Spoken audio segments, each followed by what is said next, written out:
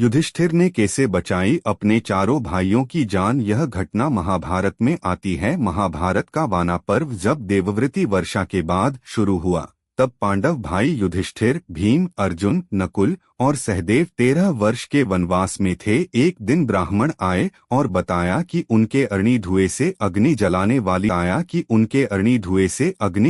वाली लकड़ियां एक हिरण के सींग में फंसी हैं।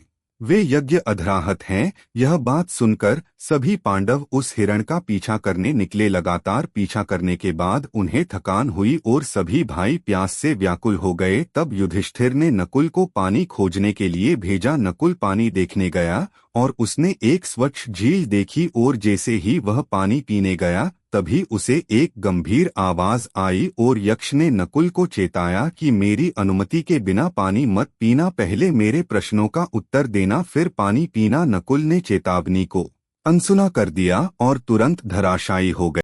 उन्होंने भी चेतावनी को अनसुना कर दिया और वह भी मारे गए। जब चारों भाई वापस नहीं आए, तब युधिष्ठिर उन्हें ढूंढने के लिए जाते हैं और युधिष्ठिर जब झील तक पहुंचा तो उसने अपने चारों भाइयों को मृत पड़ा पाया। वह गहरे आघात से ग्रस्त था, लेकिन अंदर का धैर्य चला नहीं। वह संयम से पानी पीने लगा। तभी यक्ष ने आवाज दी कि पहले ही तुम्हारे चारों भाइयों ने मेरी चेतावनी नहीं मानी, इसी कारण इनकी मृत्यु हो गई। अब तुम भी पानी पीना चाहते हो तो पहले मेरे प्रश्नों का उत्तर दो।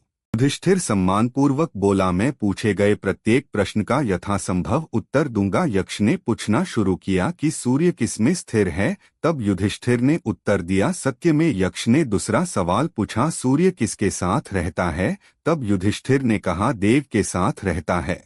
यक्ष ने तीसरा सवाल पूछा, सूर्य किससे उगता है। युधिष्ठिर ने कहा, ब्रह्मा के साथ उगता है। यक्ष ने चौथा सवाल पूछा कि सूर्य किससे अस्त होता है। युधिष्ठिर ने कहा, धर्म के साथ। यक्ष ने पांचवा सवाल पूछा, मन किससे तेज है।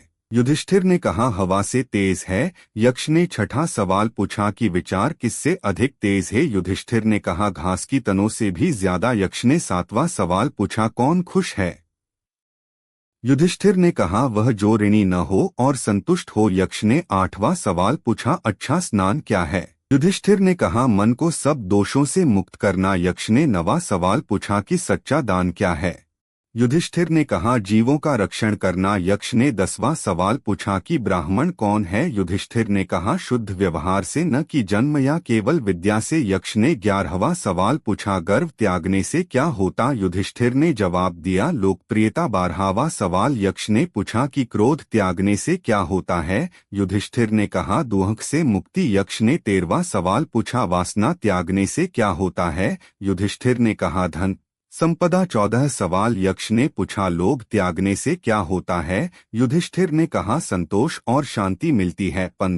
15वां सवाल यक्ष ने पूछा, दोस्ती क्यों छूटती है। युधिष्ठिर ने कहा, वासना और लोभ के कारण। 16वां सवाल यक्ष ने पूछा कि अज्ञान ही। 17वां सवाल यक्ष ने पूछा, सबसे बड़ा रोग। युधिष्ठिर ने कहा, लोभ। 18वां सवाल यक्ष ने पूछा, सबसे बड़ा शत्रु कौन है। युधिष्ठिर ने कहा, क्रोध। 19वां सवाल यक्ष ने पूछा, मोक्ष का मार्ग क्या है। युधिष्ठिर ने कहा, स्वयं को और आत्मा को जानना। 20वां सवाल, ईश्वर कौन है। युधिष्ठिर ने कहा, अजन्मा, निराकार, सत चित आनंद स्वरूप। 21वां सवाल यक्ष ने पूछा, जन्म का कारण। युधिष्ठिर ने कहा, अतृप्त वासनाएं और कर्मफल। 22वां सवाल यक्ष ने पूछा, विश्व को क्या घेरे रहता है। युधिष्ठिर ने कहा, मोह, अज्ञान। 23वां सवाल यक्ष ने पूछा, शरीर से अलग चेतना हुआ कौन है। युधिष्ठिर ने कहा, तुम आत्मा, केवल शुद्ध चेतना हो। 24वां सवाल यक्ष ने पूछा, विश्व का प्राथमिक तत्व क्या। युधिष्ठिर ने कहा, अग्नि है। सभी प्राणियों में अतिथि हैं। 25वां सवाल यक्ष ने पूछा, सबसे आश्चर्यजनक क्या है। युधिष्ठिर ने कहा, मृत्यु देखते हुए भी मृत्यु की अनिश्चितता में विश्वास। यक्ष युधिष्ठिर के सभी उत्तरों से अत्यंत प्रसन्न हुआ और कहा कि वह किसी एक भाई को जीवित कर सकता है। युधिष्ठिर ने नकुल को जीवित करने की इच्छा जताई। यक्ष ने पूछा कि उन्होंने भीम या अर्जुन जैसे बलवान भाई के जगह नकुल को क्यों चुना। तब युधिष्ठिर ने, मैं कुंती माँ का पुत्र हूँ और भीम व अर्जुन मेरी माता कुंती के पुत्र हैं, लेकिन नकुल और सहदेव माता माद्री के पुत्र हैं। न्याय यह कहता है कि मेरी सौतेली माता माद्री के भी एक पुत्र को जीवित रहना चाहिए। यक्ष युधिष्ठिर के इस न्यायप्रिय उत्तर से बहुत प्रसन्न हुआ और उसने चारों भाइयों को पुनर्जीवित कर दिया। अगर आपको हमारी वीडियो अच्छी लगी तो हमारे चैनल